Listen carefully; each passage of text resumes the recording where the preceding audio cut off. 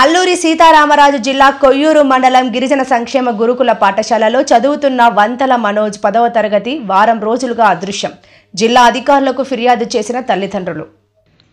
అల్లూరి జిల్లా కొయ్యూరు అల్లూరి సీతారామరాజు జిల్లా కొయ్యూరు మండలం గిరిజన సంక్షేమ గురుకుల పాఠశాలలో చదువుతున్న వంతల మనోజ్ 10వ తరగతి వారం రోజులుగా అదృశ్యం. జిల్లా అధికారులకు ఫిర్యాదు చేసిన తల్లిదండ్రులు మంప కొయ్యూరు మధ్యలో శవమై కనిపించిన మనోజ్ పోస్టుమార్టం నిమిత్తం నర్సీపట్నం ప్రభుత్వాసుపత్రికి తరలింపు. అయితే ఈ నెల 16న మిస్సింగ్ కేసు నమోదు చేసిన పోలీసులు మృతదేహం మాది కాదంటున్న బాలుని తల్లిదండ్రులు వంతల సత్యనారాయణ, వంతల రేణుక. కనిపించకుండా పోయిన మనోజ్ తండ్రి సత్యనారాయణ మాట్లాడుతూ స్కూల్లో విద్యార్థులు గంజాయి, మద్యం సేవిస్తున్నారని, స్కూల్ వార్డెన్ కానీ ప్రిన్సిపల్ కానీ పట్టించుకోలేదని, దొరికిన మృతదేహం మా అబ్బాయిది కాదని పోలీసులు పిలిస్తేనే వచ్చామని అంటున్నారు. తీసుకెళ్ళిపోండి, మీ అబ్బాయికి చెడు అలవాట్లోనే తీసుకెళ్ళిపోయి మీ అబ్బాయి కంటే తీసుకెళ్ళిపోతాం కదండి, వేరే స్కూల్కి జాయిన్ చేసుకుంటాం కదా.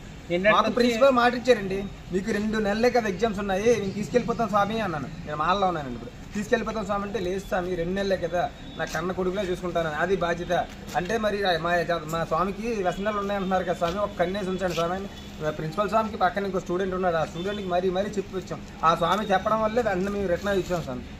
ఆ స్కూల్లో గంజాయి అమ్ముతున్నారని చెప్పి సమాచారం ఉంది, మీకు ఏమన్నా తెలుసు? పట్టుకున్నామండి.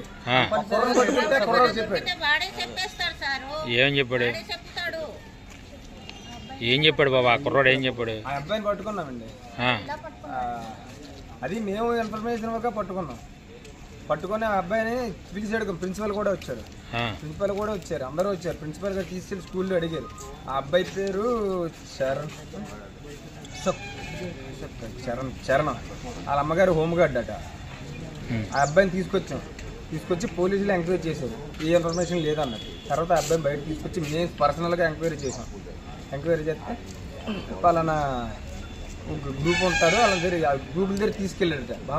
బాబర్దని ఎవరైనా తీసుకెళ్తే ఆ కుర్రోళ్ళు లేరు. లేకపోతే మరి ఏంట్రా అంటే పరిస్థితి, గంజాయి ప్యాకెట్ 400 రూపాయలకు అమ్ముతున్నారు స్కూల్ వెనకాల. అంటే స్కూల్ వెనకాల అమ్మితే ఏం చేస్తున్నారు? వెనకాల నుంచి దారులు ఉన్నాయి. ఒక్కసారి 2 సార్లు వెళ్ళిపోతే మరి పట్టుకోవాలి, అదుపు చేయాలి కదా స్వామి. అయితే నిన్నటి నుంచి ఏంటంటే తెచ్చుకోవట్లేదు.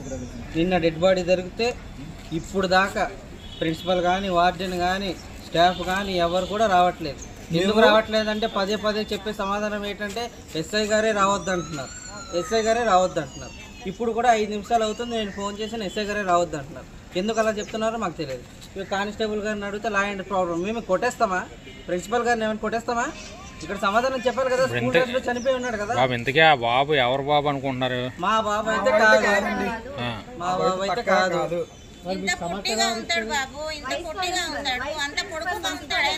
ఎంత బాధల్లో ఉంటే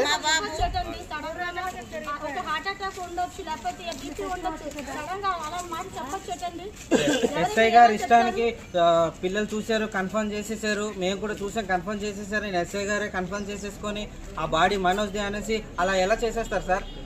మేము పేరెంట్స్గా ఇగో కుటుంబం ఉంది, మాతోనే పెరిగాడు కదా చిన్నప్పటి నుంచి, మాకు తెలుస్తుంది కదా. ఇప్పుడు ఆయన హాస్టల్ నుంచి వెళ్ళిపోయి ఎన్ని రోజులు అయింది? సుమారు 13 నుంచి 15 రోజులు అవుతుంది.